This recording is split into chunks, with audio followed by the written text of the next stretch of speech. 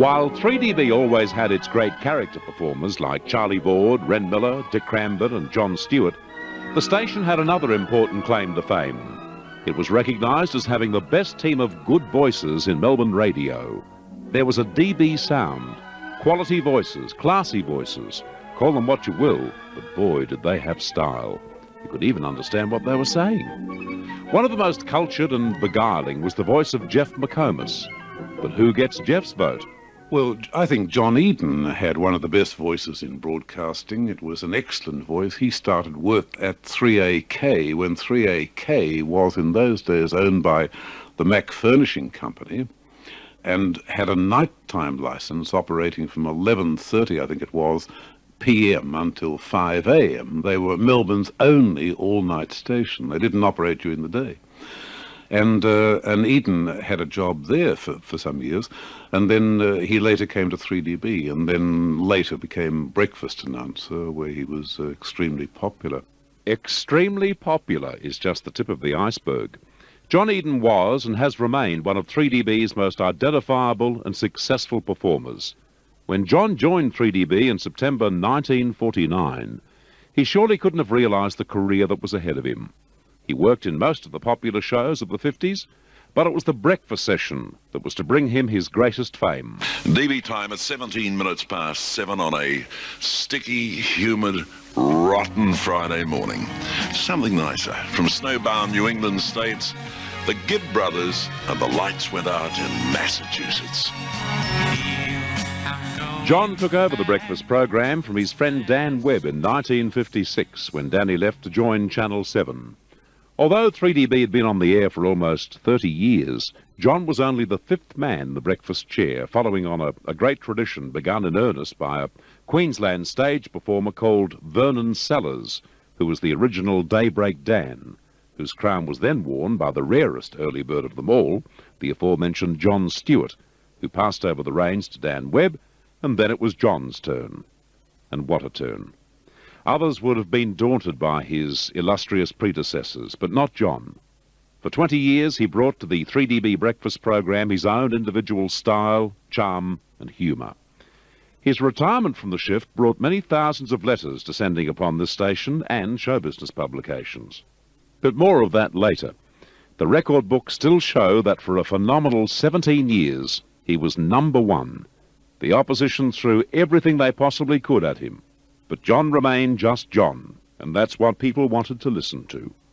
3DB Melbourne, Wimmera Mallee, 11.5 minutes past 7 today is Monday, November the 27th, as we bid good morning to Jeffrey McComas. Good morning, Jackson. Morning, Mac. A tremendous weekend. Yes, very good indeed. Yeah. What you do, you saw Famo on Friday night. Friday night, yes, saw the lad take the title, and he was in brilliant form. Not the best boxing engagement I've ever seen, no, but both men were obviously very keen about the title. And that's the way it developed. But Famo was very much in control when the fight was stopped. It didn't inspire you after the bout to issue a challenge to Famo to defend his title against you? No, I'm very glad that Famo's a friend of mine. I see. Yes. Yeah. Very glad indeed. Yes, not bad. I was talking to John Hall here, who's working with us this morning, a little bit earlier, and he said it was marvellous yesterday. Raylene had him all lined up to cut down some wood at Kalorama on their block, you know. See the lad in there? He's poised, ready for the big plunge, you know. He's going off very shortly. Oh, yes. Raylene hasn't told him the exact date yet, but he's going to go off, and they've got a block up at Kalorama. Couldn't happen to a nicer guy, Well, that's right. Why shouldn't he join the rest of us and look miserable? The sound of a friendly radio station, thanks to John Eden and Jeff McComas. Before John's breakfast session success, he'd done almost everything it was possible to do at 3DB. He was the first compere of Swallows Juniors, which Brian Naylor later transferred successfully to television. He read news, he introduced the serials, he discovered a young bloke called Ernie Sigley. For breakfast, he just took all of his expertise with him and succeeded. But there has to be more to it than just that. What does John believe is his reason for success?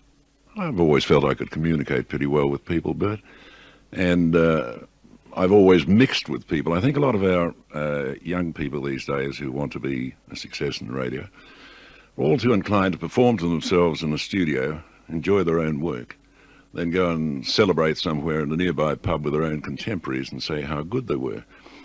I think it's terribly important now, as it always was, to get out and have a look at what your audience looks like. Now, I happen to do the shopping pretty regularly down the South Melbourne market, and I've got to know and talk with Turks and Greeks and a lot of our ethnic people, and people of all walks of life. And I try to listen rather than, propound my theories to them.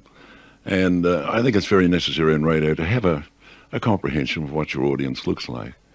I do wish some of our young people would get out and mix with people and know what the audience looks like, as simple as that. John has been one of the few to span the two eras of DB's extraordinary years of success.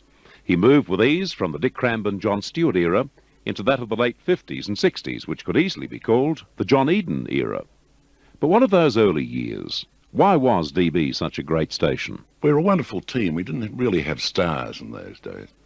I think we were just a highly successful team of fellows who enjoyed one another. And, you were told flick off Percy if you were trying to behave in an elitist sort of way, But it was a wonderful atmosphere in which to work. We were successful, we were acknowledged to be successful. And it was rather nice to go somewhere and be recognised as somebody from 3DB. We were awfully proud. But what sort of pride was knocked out of John when Melbourne learned that its most successful commercial breakfast announcer ever was coming off his shift?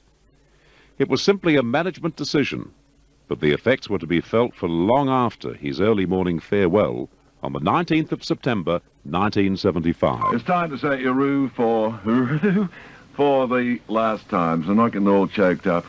I'll say hurroo for the last time, or will it be? You never know with the Fox, do you? It's 9 o'clock. Hurroo! This is 3DB Radio News. An end of an era in radio came about in Melbourne this morning. 3DB's long-running breakfast show announcer, John Eden, has retired after about 20 years on the early station. The end of a golden era. In 1987, it's very easy to be wise and look back on decisions made years ago. This one made in 1975. But the fact remains that no 3DB breakfast program has enjoyed as much success since.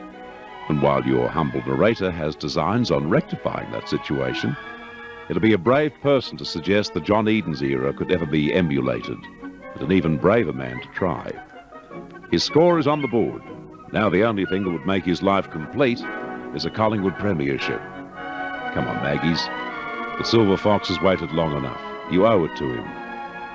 As a matter of fact, John is owed by many, including generations of 3DB listeners who have been served so well by this master of radio.